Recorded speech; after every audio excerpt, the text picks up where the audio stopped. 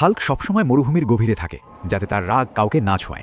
সে বালির ঝড় থামায়, জ্বলন্ত লাভা ঢেউয়ে আটকে পড়া লোকদের তুলে নিরাপদে নিয়ে যায়। মানুষ তাকে বলে মরুর রক্ষক। এক রাতে মরুভূমির পাহাড়ে শান্তিতে ঘুমিয়ে থাকে। এক রাতে আগ্নেয়গিরির গভীর ক্রেটার থেকে একটা লাল কালো এন্টিটি বেরিয়ে আসে। তার নাম ইনফার্নো। সে হাল্কের কাছে আসে আর হাল্কের গামা শক্তির আগুনের অংশ চুষে নেয়। তারপর লাভার তাপ আর মহাকাশের অন্ধকার মিশিয়ে তৈরি করে ইনফার্নো হাল্ক। তার শরীর জ্বলন্ত কালো, চারপাশে লাভার ফোয়ারা ছুটছে, যা সবকিছু পুড়িয়ে গিলে নেয়। সকালে মরুভূমি কাঁপতে থাকে। ইনফার্নো হাল্ক হাঁটছে। তার পায়ের ছাপে বালি গলে লাভা হয়ে যায়। গাড়ি, লোক, গ্রাম সব আগুনে পুড়ে ছাই হয়ে যায়। লোকে ভয়ে চিৎকার করে, মরুর রক্ষক এখন আগুনের দানব, সে আমাদের পুড়িয়ে খাচ্ছে। আসল হাল্ক ছুটে আসে। তার চোখে ব্যথা। লোকে তাকে দেখে পালায়। তুমি আমাদের ধ্বংস, তুমি এই আগুনের জন্ম দিয়েছ। হাল্কের মন ভেঙে যায়। সে একটা পুরনো অ্যাস্ট্রোনমি টাওয়ারে লুকিয়ে পড়ে, যেটা মরুর মাঝে দাঁড়িয়ে। সেখানে সে বুঝতে পারে এই ইনফার্নোকে থামাতে চাই ফিনিক্স কবচ। সে টাওয়ারের সোলার মিরর আর লেন্স